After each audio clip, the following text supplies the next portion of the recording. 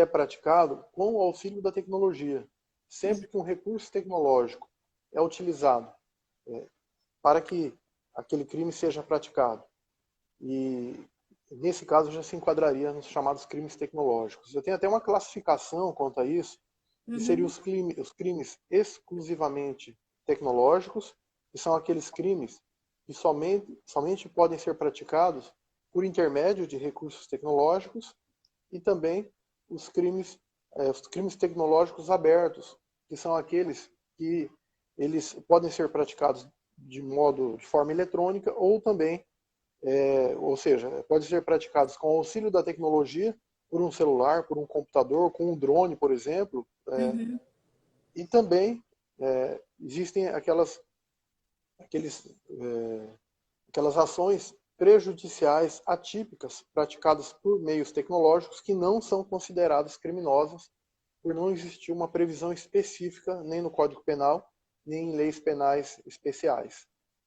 Então, essa seria a nossa classificação dos crimes tecnológicos, apenas para fins didáticos, para as pessoas compreenderem um pouco que, em resumo, existem crimes que é imprescindível a tecnologia, existem outros que pode ser praticado de forma eletrônica ou não, assim como existem aquelas condutas que são prejudiciais, mas são atípicas, não são consideradas criminosas. E quando nós percebemos que caímos estamos sendo vítimas de um crime tecnológico, cibernético, enfim, como nós podemos agir? Tem delegacias específicas ou pode ir em qualquer delegacia? Dá para fazer um BO eletrônico? Como que funciona? Existe uma delegacia especializada, mas essa delegacia ela é mais voltada a grandes fraudes econômicas, a crimes de maior gravidade, que envolva recursos muito maiores, enfim, ela tem um rol de atribuições restrito.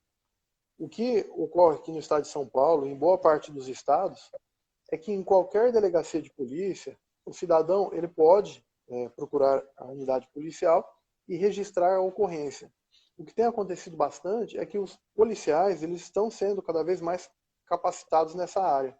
Tanto é que a academia de polícia ela tem capacitado todo o profissional. Quando ele ingressa na instituição, ele passa por uma capacitação direcionada a crimes cometidos por meios eletrônicos e que atualmente até está em uma fase de transformação, que estão ampliando um pouco isso e passando técnicas para a investigação utilizando meios eletrônicos. É interessante saber que a Sim, Polícia Civil está investindo nisso, porque a gente tem, nossa, ultimamente, tantos crimes nessa área, né? E falta um pouco de especialização. Que interessante, é bom saber. Então, eu tenho observado, há mais de 10 anos, na verdade, eu apresento aulas na academia desde 2008, 2009, por aí. E quando eu faço uma análise daquele momento, quando começamos a ministrar aulas sobre crimes cometidos por meios eletrônicos, e já na fase atual, que apresentamos aulas sobre essa temática, mas também sobre outras temáticas, como, por exemplo, existe um curso especial, que é o curso de investigação criminal tecnológica. Um Eu curso ia fazer essa recentemente pergunta. criado na Academia de Polícia, e que o objetivo também é capacitar os policiais relacionado com esse tipo de conhecimento. Então a gente percebe que os policiais eles vão passando por... quando a gente analisa nos últimos anos, a gente percebe claramente como cada vez mais tem pessoas preparadas para realizar esse tipo de investigação. E é interessante que esses jovens que estão ingressando, eles já ingressam com uma base muito boa nessa área, com uma facilidade muito grande, e aí eles se encontram com policiais com mais tempo que já possuem os procedimentos, pelo menos os procedimentos mínimos para investigações que envolvam tecnologia, e existe um sincretismo entre eles. Então, o conhecimento daqueles policiais que estão com uma grande experiência, com aqueles que estão ingressando, com a capacitação que tem sido feita pela Academia de Polícia, isso tem permitido que os policiais enfrentem de uma forma muito melhor a criminalidade, diferente do que acontecia há 10 anos. Há 10 anos eu ia apresentar uma aula na academia e ia falar sobre como investigar um e-mail, como investigar um perfil falso de Orkut. Acho que muita gente nem sabe o que é o Orkut, né? Já é algo antigo. Mas naquela época existia ainda Orkut, ou, por exemplo, ICQ, o antigo Messenger, agora tem um Messenger do Facebook. Mas assim, naquela época, era tudo isso uma grande novidade. O policial nos procurava já no início e já falava, olha, eu não tenho nem e-mail. Agora hoje todo policial tem e-mail, todo policial tem WhatsApp, todo policial tem sim os conhecimentos mínimos para realizar uma investigação tecnológica. É notório que existem alguns que possuem um conhecimento muito mais aprofundado. E o objetivo da academia é justamente isso, é permitir que o policial tenha condições, né, de oferecer uma resposta adequada em desfavor ao crime. Em desfavor do crime. Doutor, temos uma pergunta aqui da nossa procuradora de justiça, hoje advogada, uma grande amiga, uma pessoa excelente de júri, doutora Sandra Jardim, está perguntando aqui se esse curso é só para os policiais ou se tem esse curso para a sociedade comum, civil, enfim, para outras pessoas que queiram fazer. O curso Investigação, o curso que recentemente foi criado, até apresentamos a ementa e que acabou sendo aprovado, que envolve a investigação criminal tecnológica e a investigação em fontes abertas, atualmente é um curso apenas direcionado para policiais civis. Temos também participado de uma capacitação que é feita pelo Ministério da Justiça, que é o curso chamado Inteligência Cibernética. É também um curso muito interessante, ele amplia um pouco mais, porque ele envolve Polícia Civil, Polícia Militar, Polícia Federal, alguns órgãos como a ANAC, algumas vezes Poder Judiciário, Ministério Público e outros órgãos que pertençam à comunidade de inteligência. Então, esses órgãos podem indicar pessoas. Inclusive, no ano passado ocorreu esse curso aqui em São Paulo, mas já estivemos aí em quase todos os estados, né, pelo menos em diversos estados, capacitando os colegas policiais, né? São vários professores de vários lugares do país e que todos passam uma semana capacitando os profissionais. Sua delegacia não é em São Paulo, infelizmente, né? A gente ter você aqui dando aula com a sua delegacia aqui ia ser bom. É em Rio Preto, né? São José do Rio Preto, Eu trabalho isso? na área do DEINTER 5, aqui de São José do Rio Preto, exatamente na cidade de Santa Fé do Sul. Eu apresento aulas também na Academia de Polícia, em São Paulo, tanto na sede, ali na academia, quanto no núcleo de ensino da Academia de Polícia de São José do Rio Preto. Então eu tenho apresentado aulas nesses locais. Também tenho apresentado aulas em algumas pós voltadas ao direito digital, como no CERS, no Damásio e em outros lugares que temos também difundido o conhecimento, principalmente na área da aplicação da tecnologia na investigação criminal. A gente tem, eu falo bastante que, infelizmente, essas pessoas têm inteligência para o mal, né?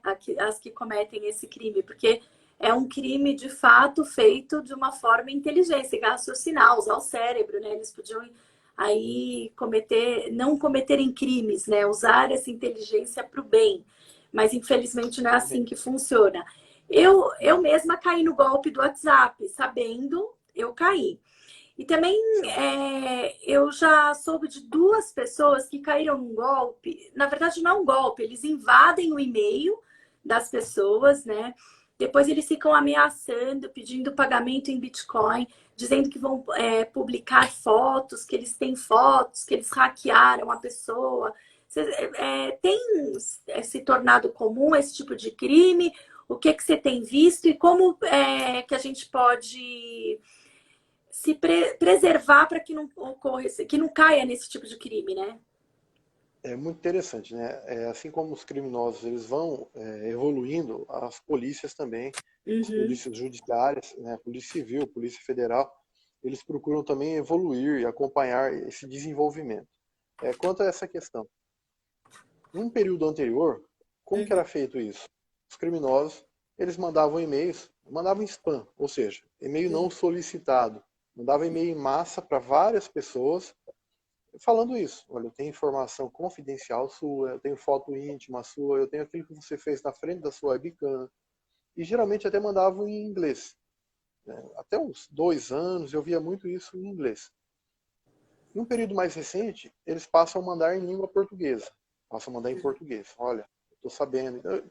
Eu tive casos, inclusive, de pessoas que ligam desesperados na delegacia de polícia, ou me procuram em redes sociais, ou pessoalmente, desesperados, falando, olha, eu não sei o que vai acontecer, porque eu estou muito preocupado, porque descobriram. E, na verdade, tudo isso é um engodo, é uma fraude, é uma mentira. Isso não aconteceu. Na verdade, o criminoso, isso eu estou falando é a primeira fase desse tipo de ação criminosa. Uhum. Na verdade, o criminoso, ele está enganando a vítima. Ele afirma que tem algo contra a vítima, que tem algo que ela fez na frente da webcam, que se ela tirou a roupa, ou fez qualquer ato que ela não queira que as pessoas saibam. E muitas pessoas se assustam com isso, e aí procuram a delegacia de polícia, ou entram em desespero. Eu observei um caso que a pessoa ficou depressiva, a pessoa ficou doente, precisou depois de ajuda terapêutica, porque acreditou, pagou e ficou convivendo, achando que os criminosos tinham as fotos íntimas dessas pessoas e tudo mais. Mas isso tem sido muito comum. Tive uma semana, no final do ano, que em uma semana 3 pessoas diferentes nos procuraram, entraram em contato e afirmando que haviam invadido os dispositivos e tinham acesso a conteúdo íntimo. O que eu tenho percebido, principalmente no final do ano passado até atualmente, é um aprimoramento dessas técnicas. Hoje, ele manda, o criminoso envia isso para alguém, envia isso via spam, só que ele tem feito já de forma direcionada isso. Por quê? Eles conseguem as senhas, eles compram, por exemplo, uma determinada quantia de senhas na Deep Web, né? Alguns fóruns que as pessoas vendem esse tipo de conteúdo, e aí ele adquire, e o que ele faz? Ele manda e-mail para cada uma dessas pessoas que ele tem a senha, muitas vezes são senhas antigas, né? Uhum. E aí ele fala o seguinte, olha, eu tenho a sua senha, essa aqui é a tua senha, Uhum. e eu gravei tudo que você fez na webcam. Se você não me pagar, eu vou divulgar, eu tenho vídeo gravado, eu tenho foto gravada, foto armazenada, e a vítima muitas vezes acredita nisso. Eu já observei também uma outra modalidade, que eles mandavam uma foto da vítima, uma foto extraída Uhum. de uma rede social e faziam uma montagem. E mandava isso também. Então, em tese, é possível que isso aconteça. Então, o importante é que a pessoa saiba que isso é mentira, que ele não tem esse tipo de informação. Agora, existe um tipo de crime que é um pouco diferente, que é o seguinte, é a pessoa tirar foto íntima, né, ligar o webcam e ficar sem roupa na frente do webcam, e a pessoa que está do outro lado, muitas vezes é um criminoso, uma pessoa que já tem esse objetivo, e Uhum. depois ele passa a extorquir o dinheiro da vítima. Também já tivemos inúmeros casos que isso aconteceu, e muitos desses casos foi possível identificar a autoria, apreender o computador, e casos, inclusive, que já temos uma resposta do Poder Judiciário, sendo que essas pessoas, algumas dessas pessoas, foram condenadas e não cabe mais recurso. Então, muita gente faz isso e acha que vai ficar anônimo, né? E Uhum. não existe anonimato absoluto na internet, né? Uhum. A internet não é terra sem leis. A Uhum. internet é um local que as polícias possuem condições de elucidar crimes, de identificar pessoas e esclarecer esse tipo de conduta. Quais são os crimes mais comuns que vêm ocorrendo agora em relação a isso? Se eu for pensar em crimes que mais acontecem, eu indicaria primeiro o crime de estelionato, Uhum. muito comum, estelionato, porque sempre, a todo momento, existem criminosos mandando mensagens por e-mail, mandando mensagens em redes sociais, em aplicativos de comunicação como o WhatsApp, o Telegram, Uhum. enfim, criminosos que enviam histórias mentirosas e geralmente, inclusive, existe uma característica nesse tipo de história mentirosa. Geralmente o criminoso ele faz uma oferta muito vantajosa para a vítima. Por exemplo, camisa do time de futebol. Se é período da Páscoa. Passou a Páscoa, na época eu até gravei um vídeo para as pessoas falando do perigo dos ovos de Páscoa grátis ou com desconto. Por Uhum. quê? período de Páscoa eles oferecem ovos de Páscoa gratuitamente. Basta clicar no link, preencher os dados do seu cartão. Ou mesmo se a pessoa, o criminoso, não pedir os dados do cartão, ele pode pedir o seguinte, ele pode pedir certas informações da vítima, como e-mail, e esse e-mail vai ser mal utilizado, vai ser utilizado ou vai ser comercializado, o criminoso consegue uma grande quantidade de e-mails e vende isso, ou ele vai usar para praticar golpes contra essa pessoa. E também, muitas vezes, existe um tipo de fraude que o criminoso ele manda um link, e esse link ou ele vai ser usado para instalar um aplicativo malicioso no computador da vítima, ou vai ser direcionado a um site falso, que a vítima vai preencher os seus dados, ou ele vai utilizar esse tipo de informação para fazer com que a vítima clica naquele e-mail, acredita naquela informação e ele ganha por clique. Eu não sei se o pessoal que está assistindo conhece, mas existe sites que a pessoa se cadastra e a partir desse cadastramento, cada pessoa que acessa aquele link, ele ganha dinheiro com isso. E o que vai acontecer? De alguma dessas três formas, o criminoso ele vai obter alguma vantagem ilícita. Eu queria aproveitar e cumprimentar, eu observei que o Dr. Paulo Sumariva, meu amigo, que é delegado de Eu polícia... estava Foi graças a escrevendo ele, né, agora. realmente. Eu estava falando dele e tinha me esquecido que foi graças a ele que Foi eu tive o graças a ele que a privilégio de gente está participar dessa fazendo essa conversa. live, é verdade. Realmente. Muito Estou vendo também, interessante. Muito ele é um interessante. grande amigo, né? Professor, meu professor, autor de diversos livros, professor do meu curso, que recomendo esse curso, Muito bom. preparatório para Marco concursos. Antônio. O Dr. Marco Antônio, o Dr. Marco Antônio esteve também, né? Teve um grande amigo também. Também. Ele é É bom que o fantástico, meu né? curso rodeia e permeia nossas lives. Realmente. Né? Inclusive, o Muito meu bom. curso vai receber um convite por alguns colegas, né? Que o meu curso realizará um congresso, que eu creio que seja no dia 1º de junho, mas será divulgado nas redes sociais, e mais Ótimo, um excelente congresso do meu curso, né? Eu estou ótimo. observando também o Dr. Rodrigo João, advogado aqui da cidade, a Paula Seques, que é uma professora de Pilates aqui também da cidade, Paula Brito, de Belém do Pará, enfim, vários amigos aí, várias pessoas aí que eu tenho muita estima, muita gratidão e admiração. Doutor Vinícius, que E também faz parte da OAB aqui de Pinheiros. O o doutor Vinícius Vinícius Costa, é da um área abraço. penal, está elogiando o seu livro, diz que todo mundo tem que ler esse seu livro. Se você quiser divulgar, falar do seu livro aqui, para as pessoas terem conhecimento. Cumprimentar o Dr. Vinícius Costa, faz tempo que eu não encontro, estamos juntos, estivemos em várias ocasiões aí, principalmente relacionado com o direito eletrônico. Também o Dr. Rafael Velasquez, que é um dos sócios da TecBis, que é a empresa que oferece soluções tecnológicas para extração de dados de telefonia, de dispositivos, também para análise em grande massa de dados. Enfim, olha, o Congresso de Segurança Pública, segundo o Dr. Paulo Sumariva, será dia 1/6. Então já Depois estão todos manda para a convidados, gente né? para divulgar, que é bom, a gente aprende com vocês, né?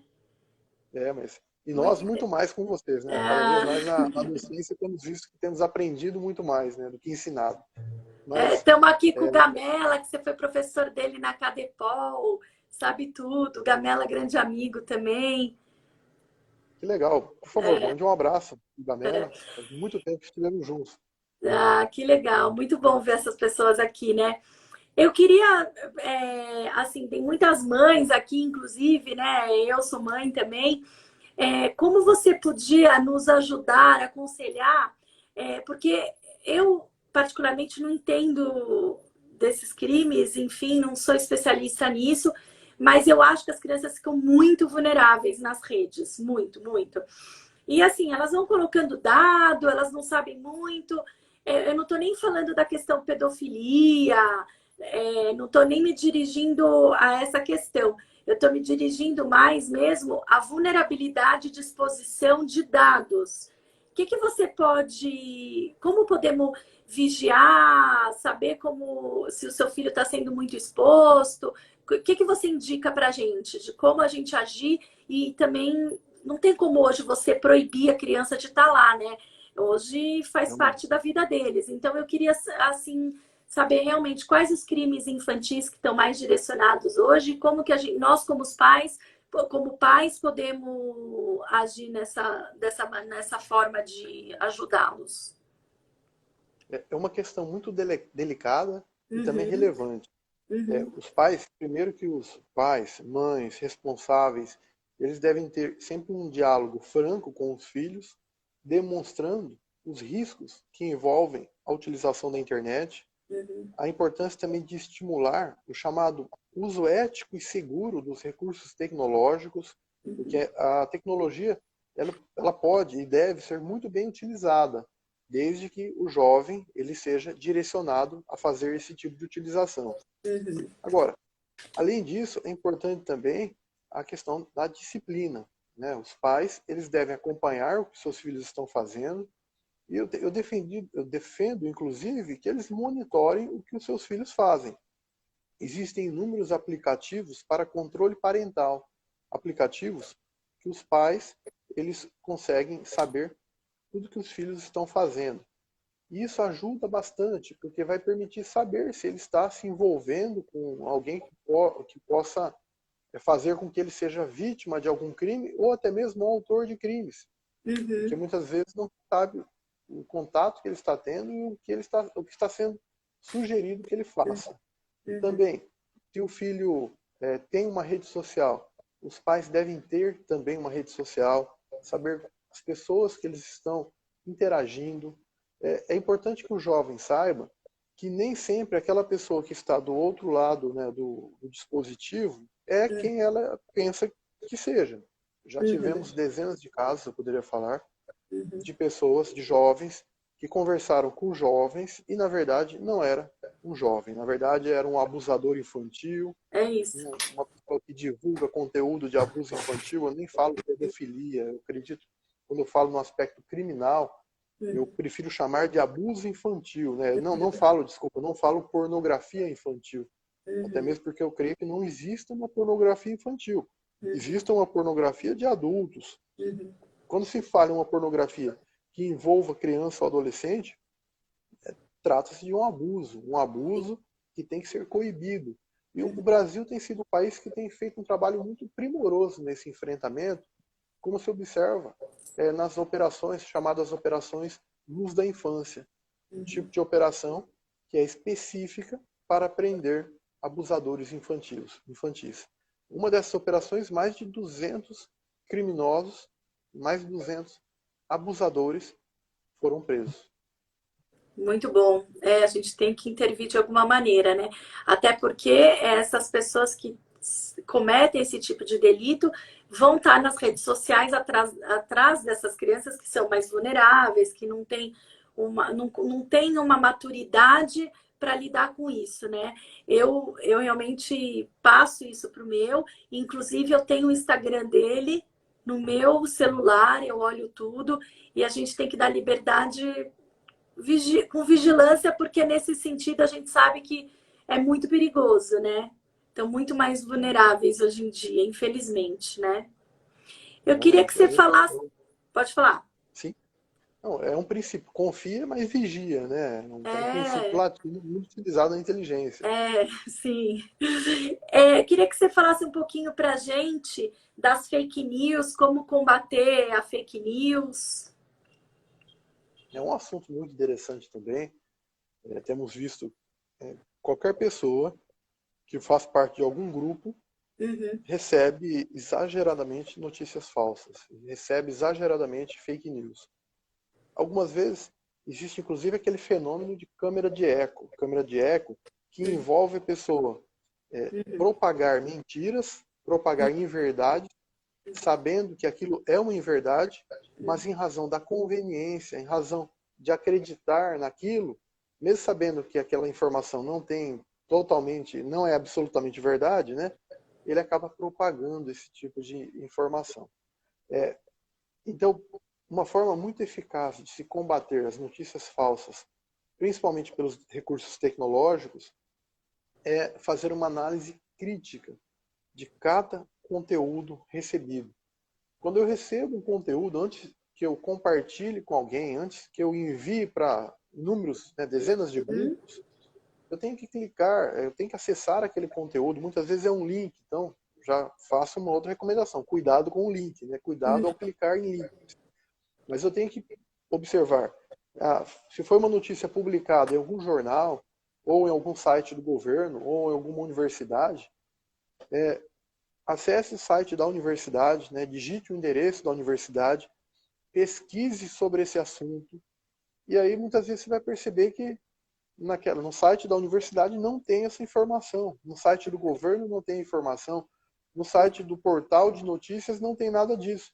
Então só aquele seu amigo muito antenado, que adora repassar uma notícia que acabou de receber, só ele tem essa informação. E muito cuidado, porque esse tipo de informação, esse tipo de notícia, ele chama muita atenção da vítima, chama muita atenção de quem está observando esse tipo de quem está recebendo esse tipo de informação e acabam repassando para outras pessoas. E por isso que a análise crítica é fundamental. E existem várias modalidades de notícias falsas. Existe aquela notícia que é puramente falsa, então o criminoso ou o indivíduo que está mal intencionado, ele passa a difundir uma informação que não é verdade. Ou ele publica uma informação verdadeira, mas antiga. Querem saber um exemplo que eu tenho apresentado constantemente? Aquela foto de caixões vazios sendo enterrados. Eu recebi em vários grupos, até pessoas esclarecidas, dizendo o seguinte: olha, não está tendo a pandemia, né, o Covid-19, isso não está acontecendo em Manaus, isso é mentira, porque olha, a pessoa está sendo enterrada, vários caixões sendo enterrados vazios. E na verdade eles usavam imagens de uma operação que permitiu, inclusive, prender pessoas que estavam cometendo o golpe do seguro de vida. E estavam ficando com o dinheiro que seriam para os supostos mortos, que não teriam realmente morrido. Né? Os pseudo-mortos. E o que acontece? Então, as pessoas divulgam uma notícia ou uma foto que até era verdadeira há alguns anos, mas isso não procede. E, principalmente, fora daquele contexto. Ele apresenta um outro contexto com a informação. Ele agrega aquela informação que convém. Então, muito cuidado, e é importante a análise crítica sempre que se recebe uma informação e antes de propagar, de difundir, de compartilhar, de curtir qualquer conteúdo. E quem compartilha, repassa, também está cometendo algum crime, não? Ele pode cometer crime, é muito importante também ter consciência. Isso é um ponto interessante. Eu já interroguei pessoas, eu já procedi declarações nas unidades policiais de pessoas que não sabiam que aquela conduta era criminosa. O que acontece? A pessoa recebe esse tipo de informação, só que não imagina que esse tipo de informação, se ele propagar isso, ele pode incorrer em crime. Falando, por exemplo, exclusivamente sobre notícias falsas, existe uma contravenção penal que é a contravenção de falsa alarma, que é semear o pânico na sociedade, fazer com que as pessoas fiquem com muito medo. E se a pessoa divulga um conteúdo dessa natureza, ele pode incorrer nesse tipo de conduta típica, ele pode incorrer nessa contravenção.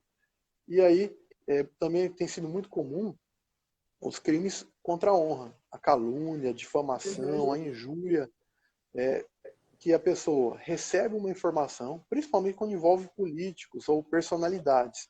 Ele recebe uma informação e ele propaga para outras pessoas, afirmando que aquilo é verdade, ou ele apenas encaminha, compartilha esse conteúdo, ele também pode incorrer em crime. Como que é lidado como que se lida com a questão do bullying nesses meios de internet, como o WhatsApp, ou até mesmo essas crianças, às vezes adolescentes, que acabam fazendo uma brincadeira maldosa com outro colega e expõem de uma forma muito séria, até passando para o outro, a própria criança que foi exposta a isso, tem problemas psicológicos, tem que passar por profissionais da psicologia, não querem ir para a escola. Como que se lida com isso, né? Porque é muito difícil. Realmente. É aquela situação. Caso tratar-se de um adulto, ele pode ser responsabilizado. Uhum, Muitas vezes, o que tem sido comum é que ele seja responsabilizado por praticar o crime de difamação. uhum, Em alguns casos, injúria, enfim, ele pode incorrer nesse tipo de crime. Sendo adolescentes, ele pode incorrer em um ato infracional assemelhado a esse tipo de crime também. Então, ele vai incorrer na prática desse ato infracional. Por exemplo, ele praticou o ato infracional de difamação ao espalhar uma informação que atingiu aquela vítima, por exemplo. Então, ele pode incorrer nesse tipo de ato infracional.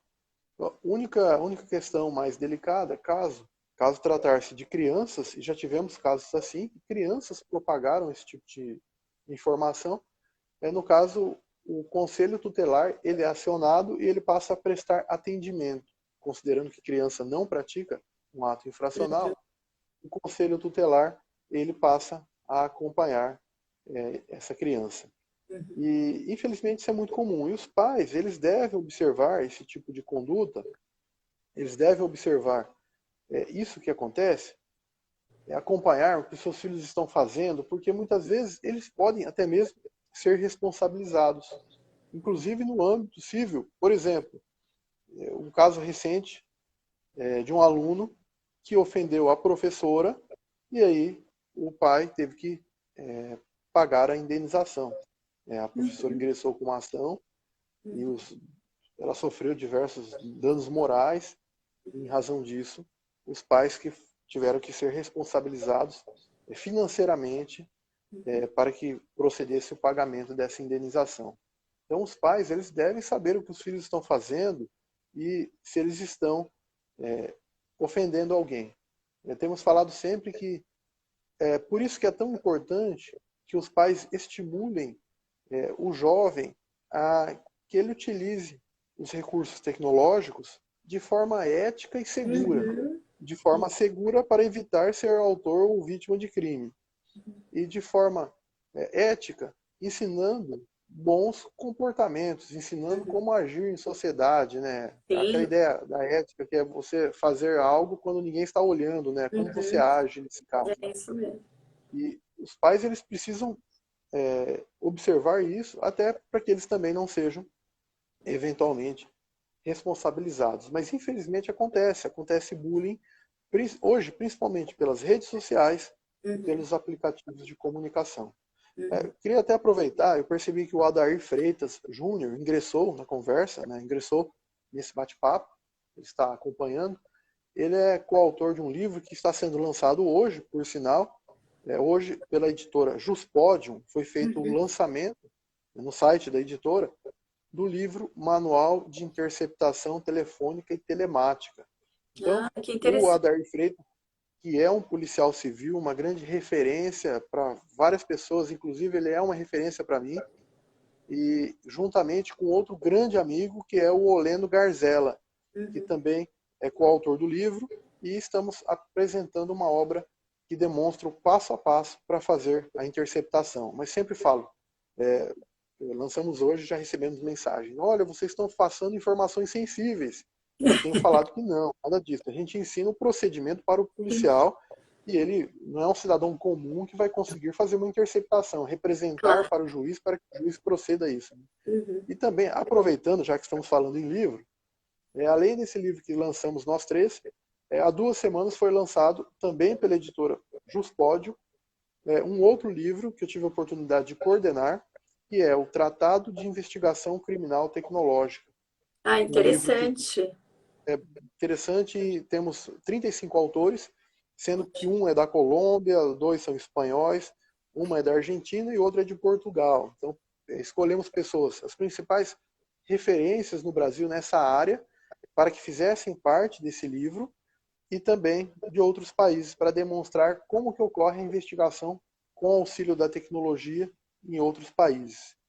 Só queria cumprimentar e ele, que é um grande amigo, além de colega, no dia a dia policial. Não, é incrível, e a indicação é ótima, porque muitas vezes as pessoas que não lidam nessa área, que querem saber, se informar melhor, é mais fácil ter uma indicação de um mestre como o senhor, e que entende de tecnologia, que entende do crime tecnológico, até para que a gente possa aprofundar os estudos nessa área, né? Que é uma área muito nova ainda para muitos, né? Muito Todos nós. interessante, obrigada. Obrigada pela indicação. Eu queria saber um pouquinho o que é o deepfake, porque muitas pessoas não sabem o que é isso, né? E só para complementar, é que criança precisa de limite, né? E cabe aos pais colocar esse limite nos filhos e observar o que os filhos estão fazendo, né? Senão, infelizmente, a gente paga por isso, né? É isso que é a grande preocupação. Uhum. E a grande consequência, se a gente não... Porque mesmo cuidando, observando, ainda existem riscos, né? Imagine Exatamente. não tomarmos todos os cuidados necessários. Sim. Deepfake é um tema interessante. Eu tive a oportunidade até de escrever um capítulo no livro... Esse livro aqui, Combate às Fake News. Uhum. É até um livro que eu tenho, eu devo disponibilizar ele no meu novo site. Está para ser lançado o meu novo site, o igorjorge.com.br. Ah, ótimo. E Vou no estar qual no... eu vou disponibilizar, que é um livro coletivo, é um livro feito por delegados de polícia. A maioria dos autores são delegados de polícia. Uhum. E tratamos a questão das notícias falsas, das fake news. Eu tive a oportunidade de escrever um capítulo com a doutora Ivana David, que é desembargadora do Tribunal de Justiça do Uhum. Estado de São Paulo, e tratamos das fontes abertas aplicadas no enfrentamento das notícias falsas na internet. E principalmente abordamos as agências verificadoras de informações, né? E um outro capítulo eu tratei da deepfakes. Deepfakes, também chamada falsificação de profundezas, trata-se de um aprofundamento, na verdade, uma nova modalidade de notícia falsa que é um pouco mais complexa. É mais complexa porque o criminoso utiliza algoritmos muito avançados, esses algoritmos, e também usa da inteligência artificial, né, para produzir alterações, principalmente em vídeos. Eu vou apresentar um exemplo. O caso do vídeo íntimo da mulher da Michelle Obama, da mulher do Obama. Existe um vídeo, se pesquisar, vocês vão perceber que existe um vídeo na internet já há alguns anos que aparece ela tirando a roupa na frente da webcam. Na verdade, tratava-se de deepfake. Então, eles promovem uma alteração na imagem. No caso dela, fizeram a chamada sobreposição de rosto. Então, eles colocaram um rosto, só que é uma alteração, uma modificação tão profunda e tão bem feita naquele vídeo que muitas vezes o cidadão comum, a pessoa que olha a olho nu aquela informação, aquele vídeo, aquela mídia, ele não percebe que houve uma falsificação. Ele passa a acreditar que isso seja verdade. Por esse fato, eu publiquei um dos capítulos dessa obra também, foi relacionado com essa nova fronteira das notícias falsas. E, infelizmente, a tendência é que isso aumente bastante. É por isso que é importante a utilização de recursos tecnológicos para esclarecer esse tipo de fato, para identificar vídeos alterados e toda a utilização da investigação criminal tecnológica com o objetivo de identificar os autores desse tipo de delito. Eu tenho observado em algumas lives assim que eu entrei, principalmente uma específica, falando de um caso que está acontecendo e que foi exposto até para a mídia indevidamente. E eu pude observar que entraram algumas pessoas para fazerem comentários nessa live, principalmente, com perfis falsos. O que acontece? Para ficar fazendo comentários denegrindo, inclusive, a polícia. Denegriram até uma escrivã de polícia. E depois, logo em seguida, se você entrar nesses perfis, eles não existem mais no Instagram.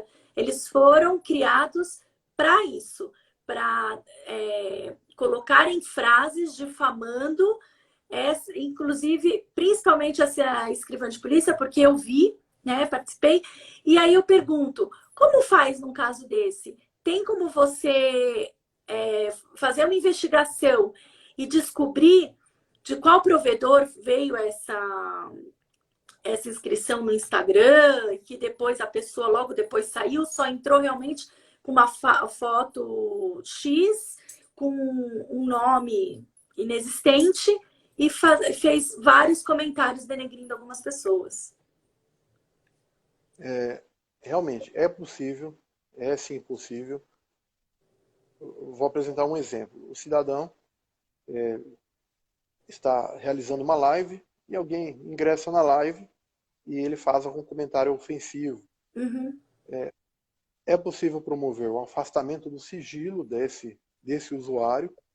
A partir desse afastamento de sigilo, se tem informações sobre a internet que está sendo utilizada, no momento seguinte da investigação criminal tecnológica, o profissional ele vai identificar os responsáveis pelaquela internet, realizará determinados afastamentos de sigilo, alguns inclusive que eu não posso falar Claro. publicamente, mas existem certos graus de afastamento de sigilo que são feitos mediante representação, que o delegado deve representar perante o Poder Judiciário, que é possível obter informações sobre aquele perfil, sobre aquele dispositivo que está sendo utilizado e, a partir daí, identificar a autoria. Então, isso tem acontecido bastante.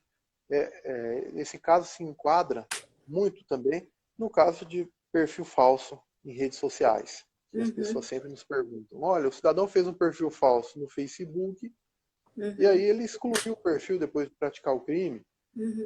Também existem recursos tecnológicos, procedimentos de investigação criminal tecnológica que permitem promover o afastamento do sigilo desse perfil e, a partir desse afastamento de sigilo, a utilização de técnicas tradicionais de investigação criminal com técnicas avançadas, como a referida investigação criminal tecnológica.